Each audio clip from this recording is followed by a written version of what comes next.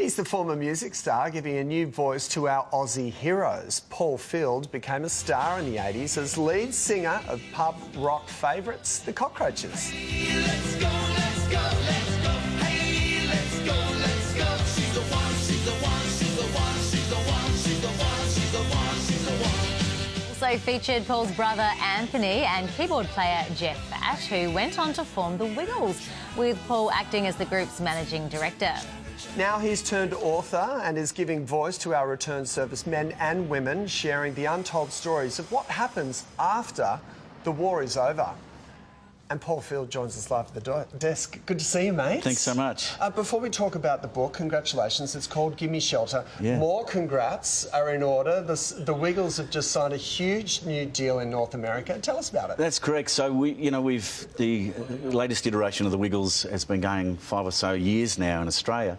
But in America, we've just signed a deal with a couple of broadcasters, Sprout and Hulu in the US and Chorus in Canada, which takes our viewing audience to 60 million people. Wow. So that's a good platform. And go the Aussies. Wow, that's incredible. Congratulations. And take you. us back to the days, you know, the Cockroaches, when Anthony started talking about wanting to set up this kids' band. What did you think of his idea? Oh, look, you know, it's very organic. He'd done a couple of years of early childhood studies and he, you know, whatever he's into, it's 100%, you know. And I remember at a Cockroaches meeting, he said, we should do an album of children's music. I was like, what? You know? But, you know, to his credit, he just kind of actually did an album and he wanted it to help him get a job as a preschool teacher, and it clearly did, and went a bit further than that. Yeah. Any artist, I guess, always wants to create something that stands the test of time and is memorable, but what is extraordinary about the Wiggles is you help parents. You help us raise our children. Do you ever think of that as an artist and the impact that you have? Oh, well, I mean, certainly what Anthony's created and, you know, with Lockie and Emma and Simon nowadays, you know, it's very true.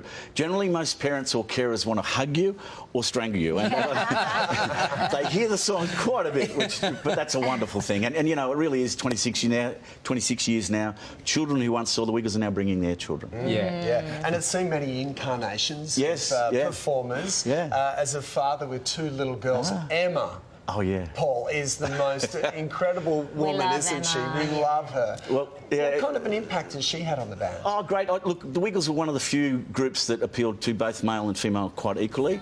Certainly she's, you know, pushed the female appreciation, but then the little boys love her as well. Yeah. She's just got something quite special. Yeah, she's a superstar, isn't she? Yeah. Now tell us about your latest project, the book. How did this come about? Well, over the years, we've met so many different people, you know, through the Wiggles, through life, you know, we were doing some work for Soldier On, which is a wonderful organisation that looks after wounded veterans and returned veterans. And we did some community service, you know, advertisements for them. And I met people like David Savage and Gary Wilson and so many other people who had come back from their service in Afghanistan.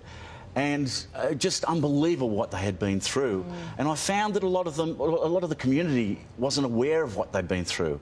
And I think there's a real disservice to them, because if you think of a veteran, probably in our heads you think of someone 70 years old from the First World War, Second World War, whereas, you know, some of these vets are in their 20s, you know, the age of some of my sons, right? And what they've been through, we need to acknowledge and help them.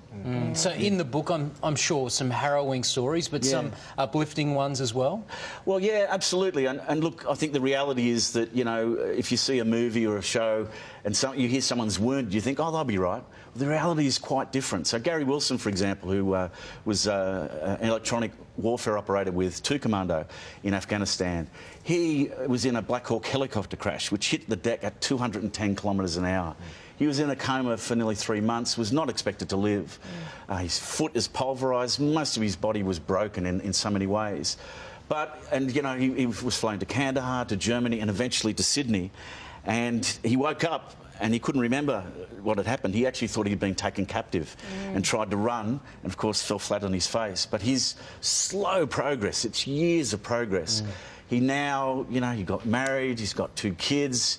you know, he's still got some real challenges, and I think that's the point to make. He still needs help and so on. But wow, what a champion, you know. And there's a lot of champions, men and women, who have, you know, fought on behalf of Australia, who need our help and need recognition for what they've done. Yeah, for sure, Paul. He certainly is a soldier who is still in the fight, Gary Wilson. I read that excerpt. It was a wonderful story. Congratulations. And we understand that some of the proceeds from the book are going to Soldier On. So Absolutely. good on you, Paul. Oh, no worries. My pleasure. Nice one. Great to Thanks, talk. Paul. Paul Field's book is called Give Me Shelter. It is available right